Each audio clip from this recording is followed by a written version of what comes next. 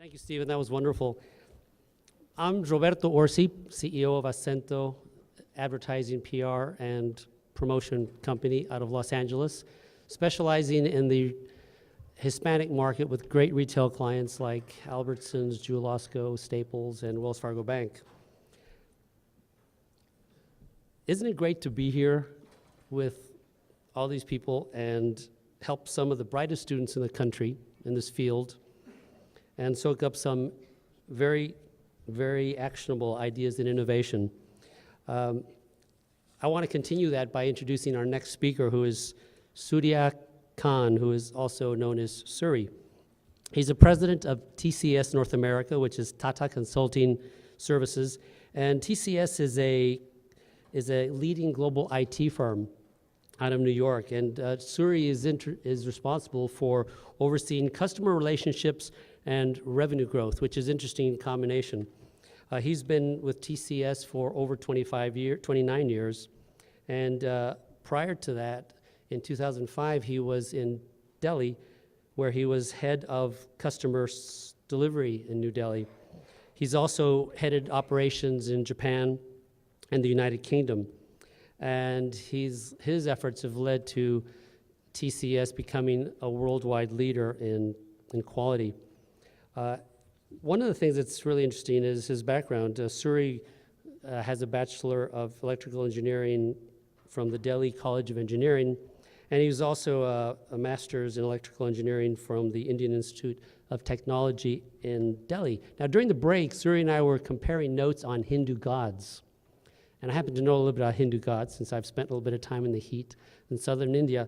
And we talked about our favorite, whose name is Ganesh. Ganesh is the remover of obstacles. And after hearing the presentations from folks like Collective Brands and Macy's and Home Depot and Walmart, I am sure that I am not the only one in this room that has a statue of Ganesh and lights incense every single morning, just judging on the results. So I'd like to introduce Suri to come up here and talk to us and continue this great discussion about innovation in the US.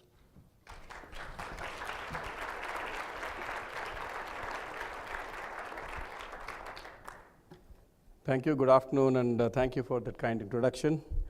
What I'm going to do today is, after listening to great leaders in the morning and in this afternoon, I want to give you a different kind of perspective which is a little bit more international. I also want to talk to you about the company that I come from and the group that I come from. I come from a group which is called the Tata Group of companies in India.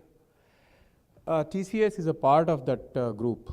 TCS is the consulting part of the group, and the Tata Group has 93 companies which are in various areas, and I will then talk about those companies also in a little bit more detail.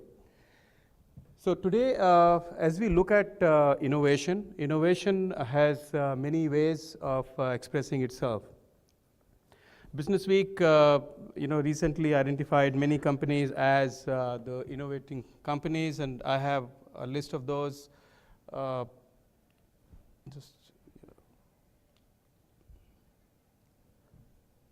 And many of them are present here, and this lists only some companies out of that group. The way we innovate, the way you saw the way the innovation works, is also not only to look at our own business and the way we can innovate it, but also to look at business of other companies not only in the markets that we operate, but in the markets that other companies are present, and see what are the ways in which the innovation is going on.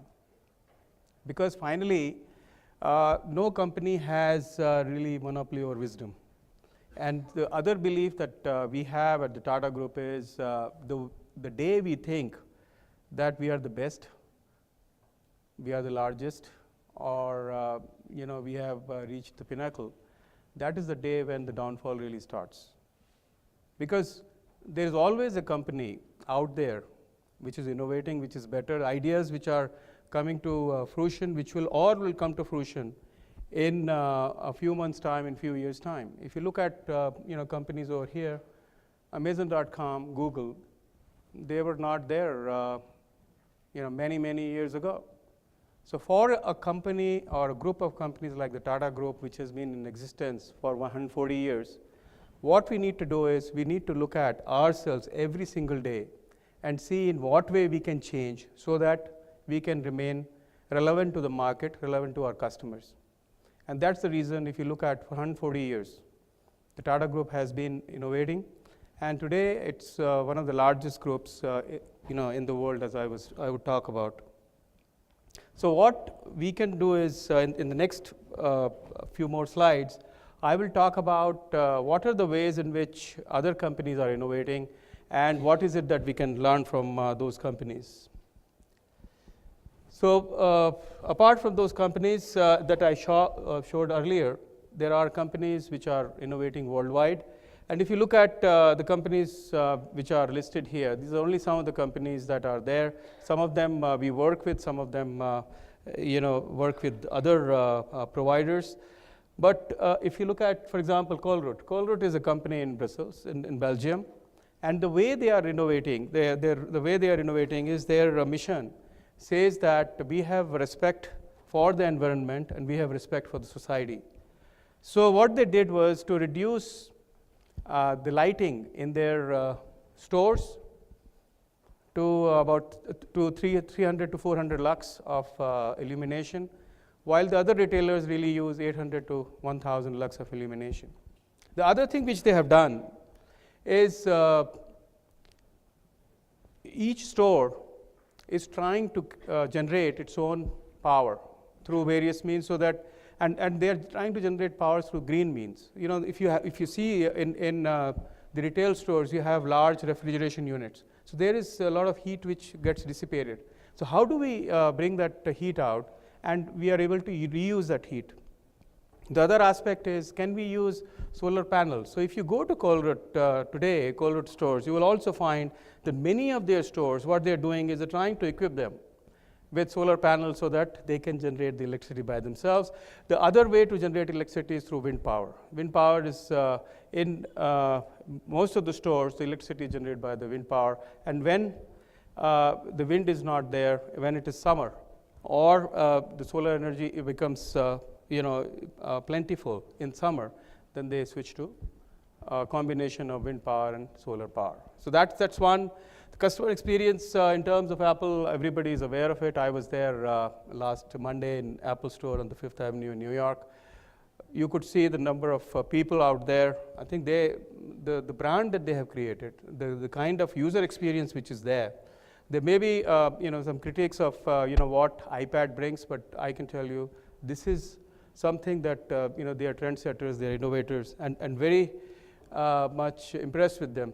The other thing which they have done, and we've been associated with that in some part, is the mobile POS, that's the point of sale. This helps them provide a trendy, much cooler type of experience. If you go to, if the tills are, or the checkouts are, occupied, you can look for a person who would have that mobile POS with the person, and go to him or her, and she or he would help you in checking you out, and also ask you whether you need really a receipt, or you provide an email ID to which the receipt can be sent. So that also talks about the ecological part, which is becoming quite a need of the year. Rica Lewis is another provider. They are 23%, they own 23% of the market in France. They provide jeans to stores like Carrefour.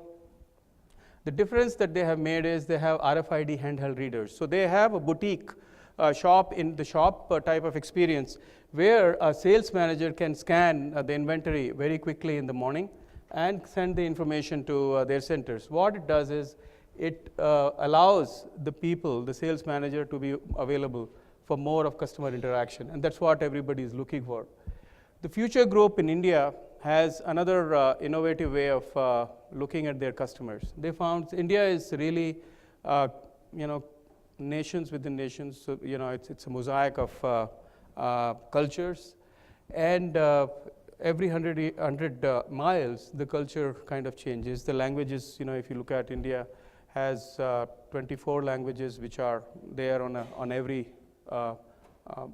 bill of money, but there are 800 languages. So how do you figure out the communities where you are? And Future Group has a number of stores which are across India, but what they have tried to do is identify communities. For example, in South India, if you go there, you would find that they have the entrance is the arch which is there. There is a pillar there with a bell there. If you go inside, the decoration, and it provides a warmer experience. It provides an experience which is not a kind of clinical experience across their centers, their stores, but it's a much warmer experience, and that's what they're trying to do. And that's what we found that one of those retailers, we found Future Group definitely deserves a good pat on their back for this. Then we looked at how other companies, the larger companies, are innovating, and some of these again we are associated with. These companies, they found P&G, for example, they use innovation strategy. The gold mine is an event which occurs in May every year in Cincinnati. They bring their suppliers together, and initially they used this to elicit ideas from their suppliers so that P&G and supplier can work together. But in the last few years, they have changed the way in which they want to do this, because they believe that the suppliers also have to work together, they have to innovate together in order that P&G can get the best out of the suppliers. So this is one of the ways as innovation strategy. All of these companies that I'm going to present, they also believe that innovation is not their monopoly. It cannot just happen within their own companies. If they involve their suppliers, their partners, their employees, and their alliance partners outside, the people who are influencers, the larger group of people over the net, then they can definitely get much better ideas, much more ideas than they are getting. Nestle has another way of doing it. They basically define it as business process. They bubble up the ideas. They basically do things which are global in nature, which will sell, for example, healthcare products. If you really see, healthcare products across the world are not very different. But if you look at the food is much local as you go around the world. So they use those acceleration teams to drive that. Aviva is a company which is in the insurance space, and they have they identify their ideas in 5 ways. One of the ways is not new at all. The other one is a little new. The second one is fairly new. The third one is reasonably new, and the fourth one is it is not been heard earlier. It's been really path-breaking ideas. Then they select those ideas. The other way is Nokia. Nokia does it at various levels, and one of those is Nokia Research, which does research on its own on the products that people are looking for, the features that should go into the products. Forum Nokia does across the developer community to bring apps together, and venture funds, they also work with the venture funds. But one of the things which I found in India, for example, they also elicited ideas from the users that you use Nokia products. And one of the products that I've seen in India, not elsewhere, is a handset which has a light in this. A flashlight, because as you see, in India we do not have a lot of electricity, a lot of power. So if in the night there is not so much of street light, they use these handsets to also guide themselves, across the road or along the path. So those kind of ideas, as you see, those kind of products you will not find anywhere else. And this is what many of these companies are really doing very well. Now coming to the Tata Group, I want to talk a little bit about the group itself, to say who I am, where I come from, and also the fact that not many of you would know who the Tata Group is. Although Tata Group today has 65% of its revenues outside India, 35% inside India. 5 years ago, it was different. It was 65% the revenue was coming inside India, and 35% was coming of outside India. In the last 5 years, the group has made a number of acquisitions around the world, and some of the acquisitions that you would identify here, in North America and is the Jaguar Land Rover that they acquired a few years ago. In the hotel space, Taj Hotels owns the pier in New York, Ritz-Carlton, which is called now the Taj Boston in Boston and closer to this place. In San Francisco, the Campton Place. And then in the CPG space, Tata Tea has the second largest branded tea operation through the acquisition of Tetley that they did 10 years ago.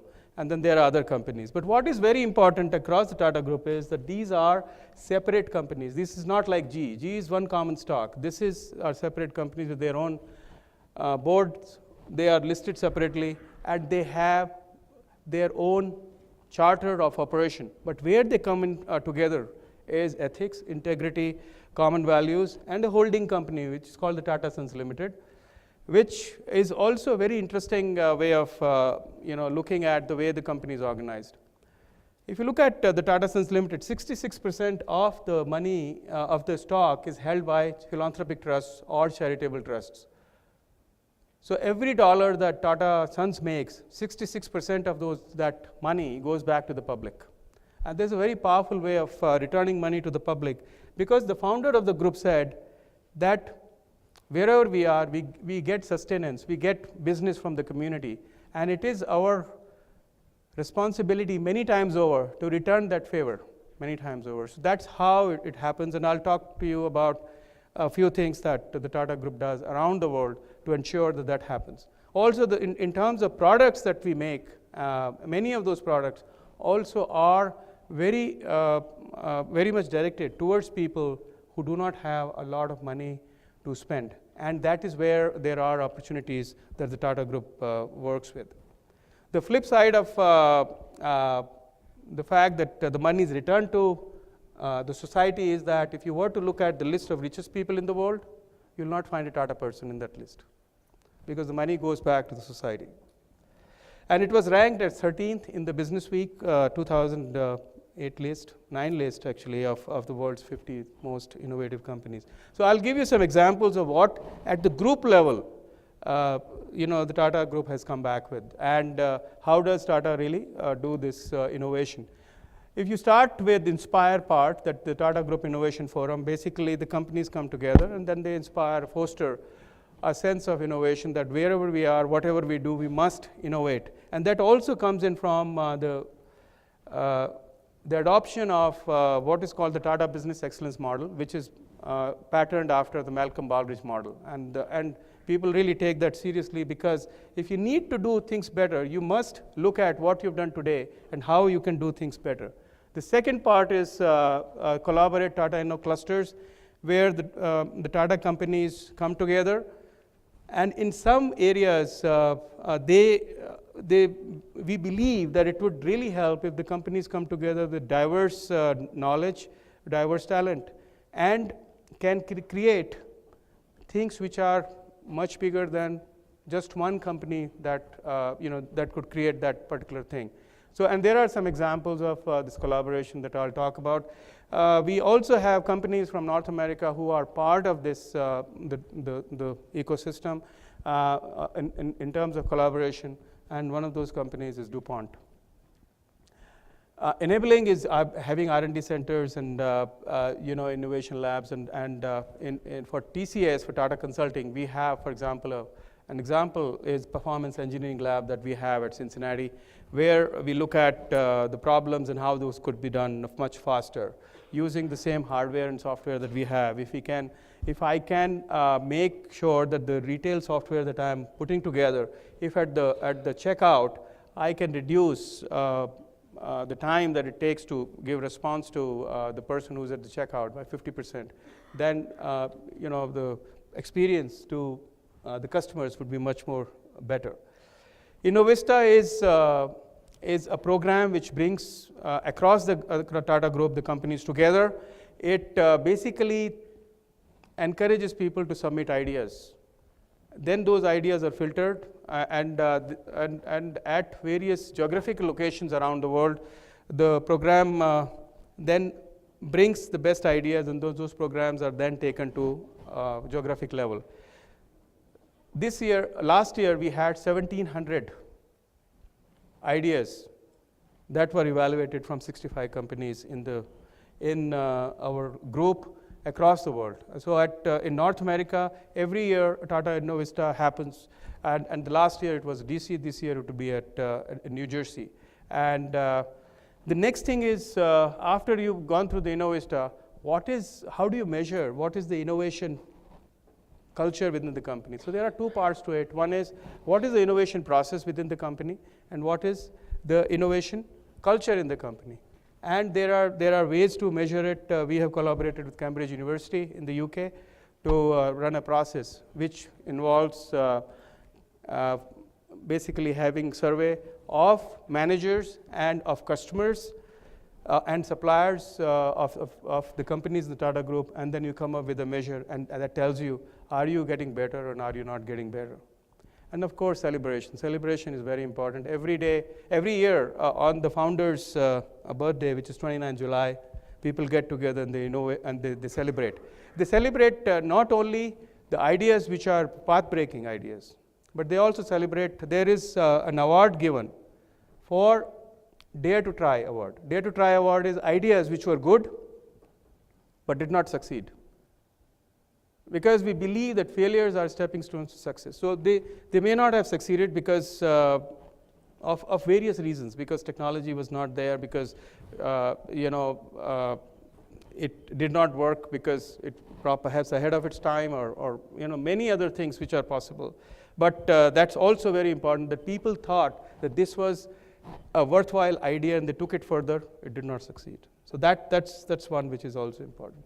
The other things which are there, which as you know, which has revolutionized the whole car making. Today, if you read in the papers, now Renault, Nissan, and Daimler-Benz have come together to try out similar stuff. This is a car which is in $2,000, is the cap of, the whole idea was that how do you really put a car together for $2,000? It was, and here the innovation has to be done differently. You cannot take a larger car and strip down and then say, okay, I'm trying to get it done for $2,000. The whole idea is, you look at what is the experience of driving a car? What does a customer want? And for every single thing which is there, how can we make it better? So if you, for example, if you look at the wiper, there's only one wiper. There are no two wipers, in the car. So they tried to reduce the price, but not tried to give up an aesthetics of the car. The car is on display at Cooper Hewitt Museum of Design in New York at 91st and 5th Avenue, and it will be there until 25th of April. And if you look at this, the other aspect is collaborative innovation. So it is not the Tata Group which has done every single thing. They sought out leaders, innovators around the world, and they went out. And again, from the US, DuPont is also part of this innovative collaborative culture. Innovation in design, rear-mounted engine. The way they also did was, how do you look at the manufacture of the car?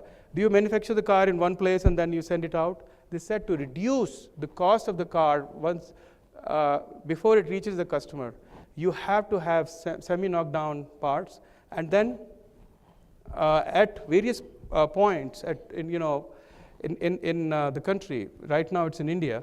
You need to put the car together, and that would also create jobs, will also bring in people so that they can do together rather than doing it in a centralized place and then sending it out. That also reduces carbon emission, for that matter.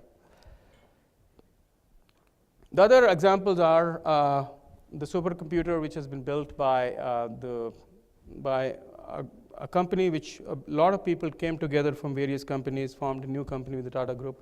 That was supercomputer, which is the fourth fastest supercomputer in the world. It was again put together with HP, Intel, and Mellanox and 20 months, $30 million is the cost of putting it together. So the cost, if you look at it, how do you do things together which can be done faster, cheaper, and can help the customer, because then the cost of what you are delivering is also lower. M-Krishi is something that I'm proud of because this came out from TCS. This is something in India where if you look at the farmers there, farmers have, they don't have a lot of literacy, because they may have missed out on those opportunities to make themselves literate. And there are various local languages. So we developed a tool by which you use cellular phones, and the farmers can interact with a group of experts on the soil conditions, on the crop conditions, on what the price points are in the market there, so that they can get the best crop out of the soil that they are operating, and they know also where to send it so that they can get the best prices. And this won the Wall Street Journal Award for Innovation a couple of years ago. Swatch is another very interesting thing. TCS has a material science lab, and we used rice husk a few years ago to filter water. In India, another big problem is the availability of clean drinking water. So, and the type of things that are available, the solutions that were available so far were very expensive. Many of those relied on, for example, ultraviolet rays, and that means electricity needs to be there. Many parts of India do not have continuous electricity or power. So rice husk was a very good example, but it did not kill bacteria. It took out 85% of the impurities. So two companies within the Tata Group came together. One was Tata Chemicals. They got they used a layer of chemicals which then kill that bacteria, right? And then Titan, which is the watchmaking company in the group, they knew, how to turn things off and how to turn things on when the shelf life of the filter expires, because it's very important that if the shelf life, that is the life of the filter expires, then that should not be used, because it will not be clean water that would be coming out. There will be impurities. So using that, we were able to then put things together, and this is $20. The other aspect which comes out of all of this is that if you were to look at, if you were to segment the market, there is a very big group of people at the bottom of the pyramid, which do not, those folks do not have a lot of money, but they want to enjoy, they want to have the same experiences as the people with money have. So if we as business people can devise products, can devise things which can provide them. Tata Nano was exactly the same situation. If you go to India, you would see people riding, a family riding a two-wheeler, that's a motorcycle or scooter. And what Nano does is provide them with something which helps them to be mobile. If it's raining, if it's too hot or too cold, it helps them. It helps them to have a nice mode of transportation. It's not a very fast car. It goes only, the fastest that they have designed it goes only at 40 miles an hour. 40 miles an hour is not really a lot of miles an hour, but it at least helps them to be mobile. And I think that's if you really need to look at what is it that they're looking for. Now coming to TCS, which is my own company where I come from. I run North America operations for TCS here. We are a global IT services company, $6 billion in revenue, and $35 billion of market cap, right? What we do is we work in 50 plus countries. We have 150,000 people, 77 nationalities around the world. And what we did, what is it that we have brought to the table? We brought to the table a very pioneering business model. The business model is very simply is this. If you have a piece of work, you can take that work, you can disaggregate it, and you can find pieces of work in the disaggregation that you can take to places where it makes sense to do it from the perspectives of skill availability, talent availability that is, and price points. This is the basic business model that is there, and that has allowed our customers to provide much better products, much better products in terms of quality, in terms of availability on time, and in terms of the cost. In many cases, we have been able to bring down the cost for many of our customers by almost half of what they were doing earlier. We also did something which is, I want to talk about SMB services on a hosted model. Again, it comes down to the same thing, that there are business niches where you can make money. SMB is small and medium businesses. So many of companies like us are focused on larger companies where we can work with them. But there are examples. For example, this is in India where we are trying it out.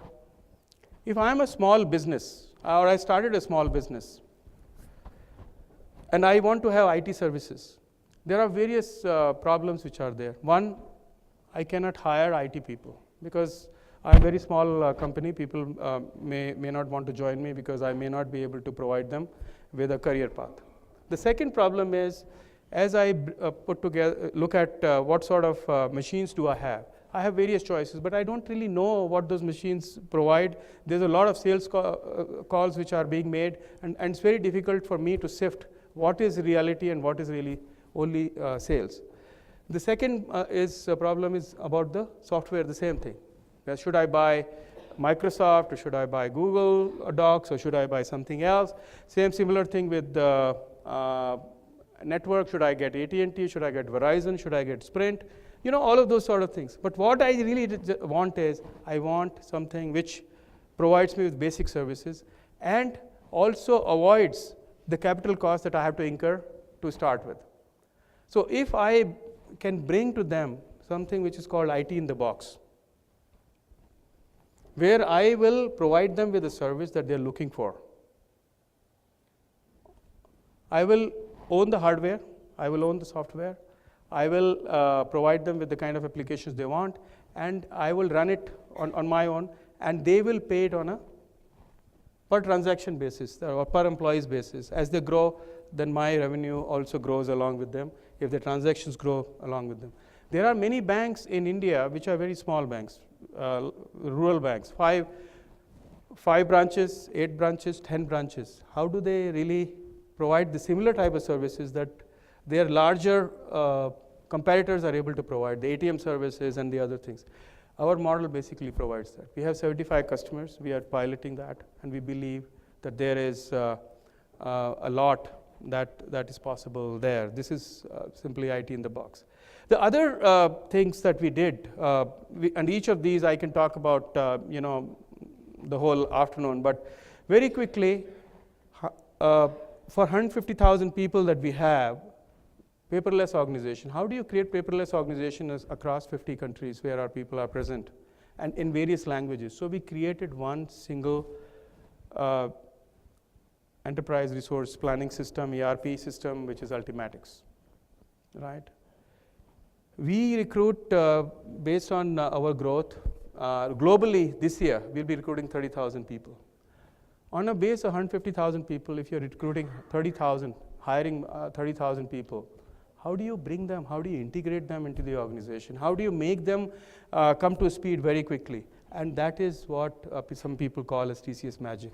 There are the HR processes that we have in our organization, and these are also present in our North American operations at Cincinnati and Midland, Michigan, where we have 2 large centers, 1,000 and 1,200 people. They've been extended. This is the processes that we have, the way we attract people, the way we retain people. Our retention is the highest in the industry. People like to stay with us. I've stayed with the company, as you see, I've stayed with the company for now 30 years, although I joined when I was 10, and there were no child labor laws at that time. So the other thing is IdeaMax. IdeaMax is a platform within the company which is a very interesting idea. And a recent example I can give you is we are now trying to look at the vision, the next vision that we should define for the company. Our vision that so far we had was top 10 by 2010. And we are already an 8th largest company in the world. So we need another vision. So people like me also, can put some ideas together, but do we, again, are the only people who can do it? So what we did was we opened this platform, the IdeaMax platform, to over 1,500 people in the company. And we defined various categories of people, various groups of people with moderators. And people give ideas and they are voted upon, right? And the most voted upon ideas then filter up automatically, right? And then the moderators, the people who are identified as the moderators, they also have the ability to go in and look at these ideas and then comment on these ideas.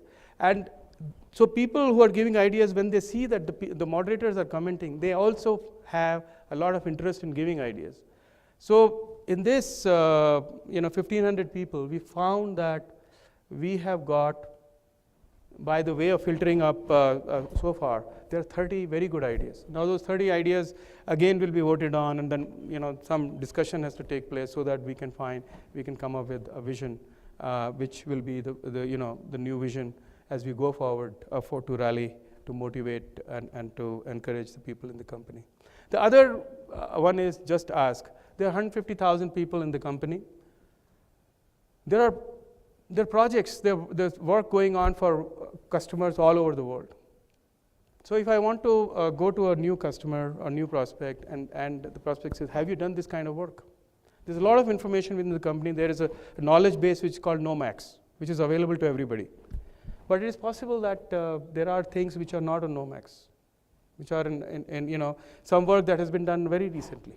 So how do people find that? So they post their questions on Just Ask, and then there are people within the company who again respond back to them. Everybody can respond back. It also actually brings out people who are gurus in particular technologies, in particular areas, in particular ways, and this is again a way to encourage people to be part of that digital age, as we call it.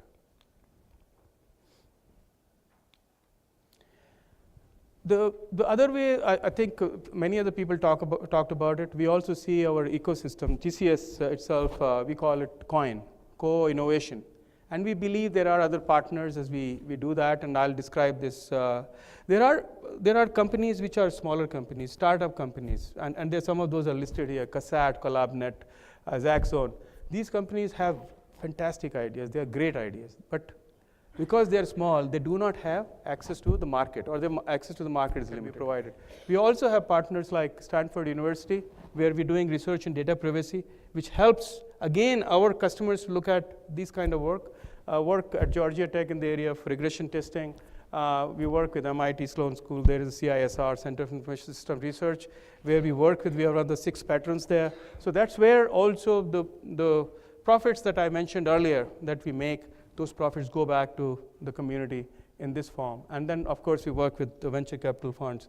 And this side, on your left side describes that we may sit in the middle, but there are a lot of other things, alliance partners, consultants. So Clayton Christensen, the author of Innovator's Dilemma, he's a TCS board director, and he has given us, some very cool guidance, in terms of what to look for. Disruptive innovation is what, for example, Nano caused, or what we did, way back in 70s when we defined our model.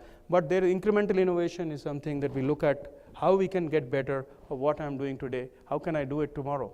So for that, you require to measure yourself. You require data, and that is where what we also have done is we have converted the art of putting software together from an art to a science, and then to engineering. Engineering requires that you measure it. The software that you produce together powers not only retail companies, your POS and supply chain and number of other things, but it runs insurance companies, it runs banks, it runs airlines, it runs electrical utilities. So the software has to be industrial strength. It has to run the first day. It has to work perfectly. So that's what we are trying to do to make sure that the customers are confident of a certain of whatever they get, and then their customers are also confident of what they're getting from their suppliers. We also work with our customers, and there are some customers listed. We work with Ferrari, and we help them in the engineering space in putting together their engines, how the engines should be mounted, number of other things that are there, how the whole aerodynamics of that.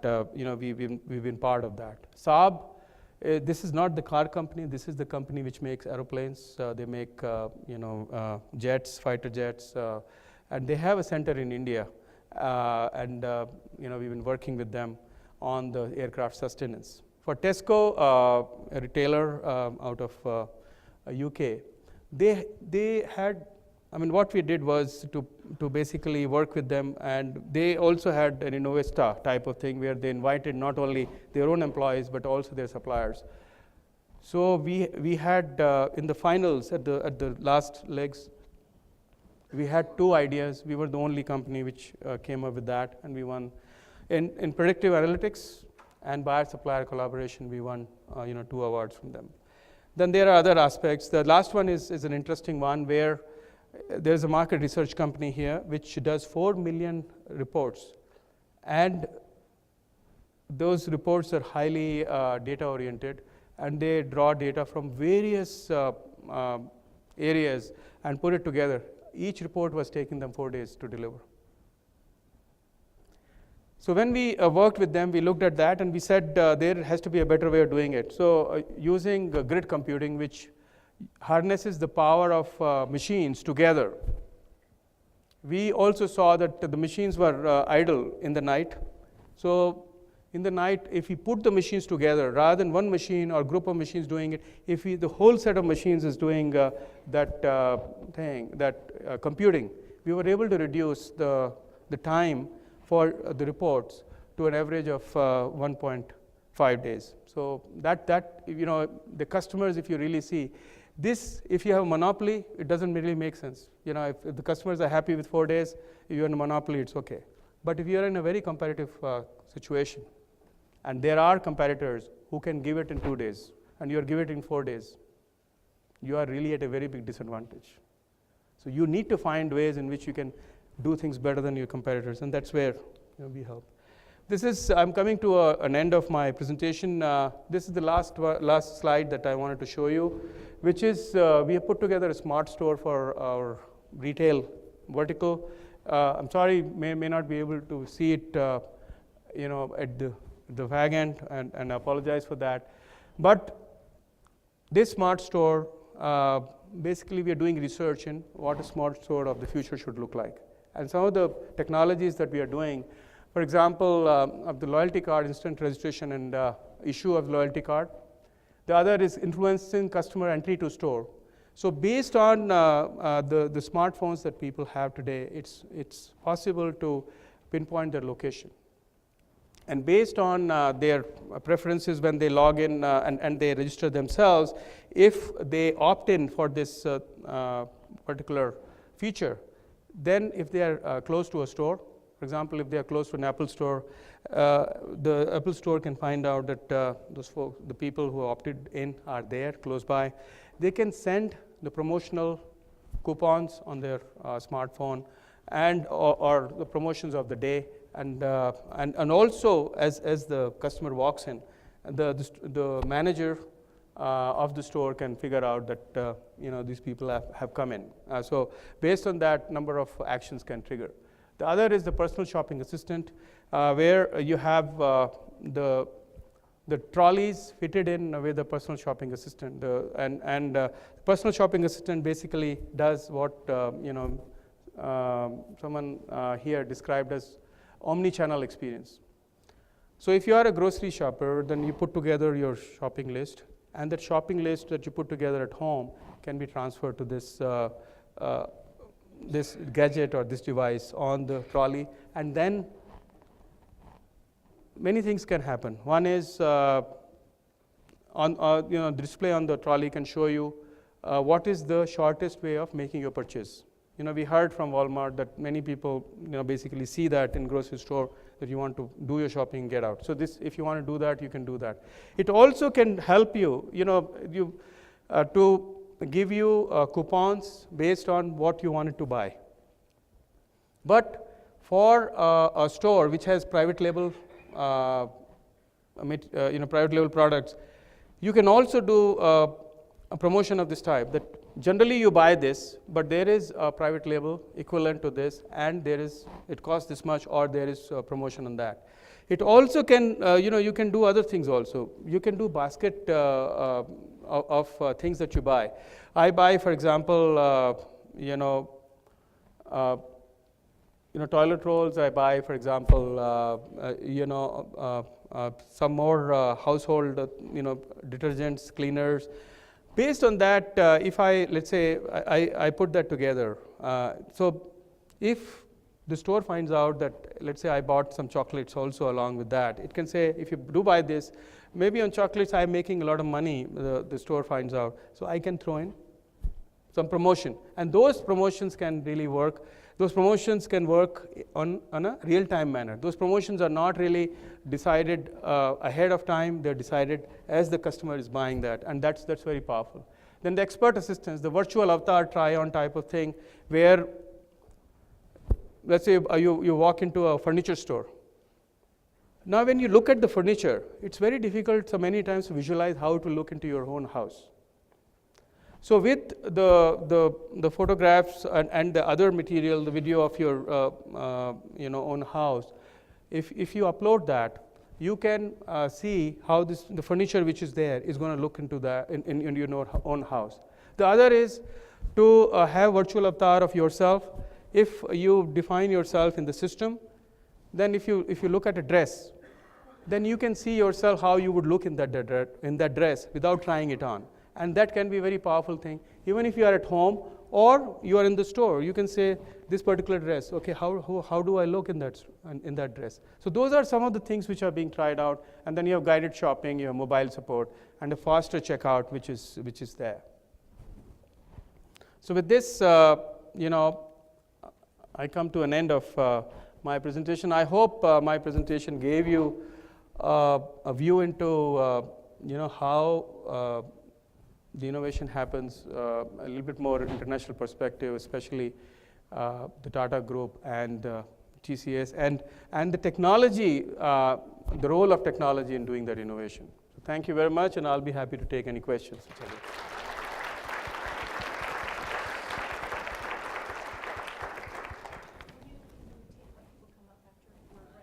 Okay, fine, that'd be fine. Thank you very much. I'll be happy to take questions later. Thank you.